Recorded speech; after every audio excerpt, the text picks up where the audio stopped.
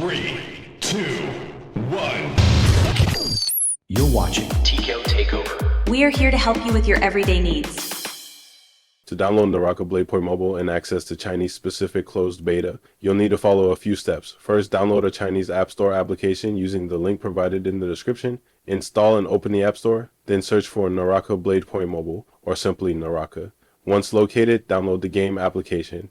Next, you'll need a VPN with access to Chinese mainland or Hong Kong servers, such as QuickFox VPN. After downloading and enabling the VPN, launch the game. You'll be prompted to enter a Chinese ID and name to proceed. A PDF link in the description contains valid IDs and names. Scroll to pages 174, 175 for less used options, though persistence may be required. After successfully logging in, you can enter redeem codes for in-game rewards by navigating to settings and selecting the second option at the bottom where you can input the provided codes. With patience, you'll be ready to enjoy Naraka Bladepoint Mobile.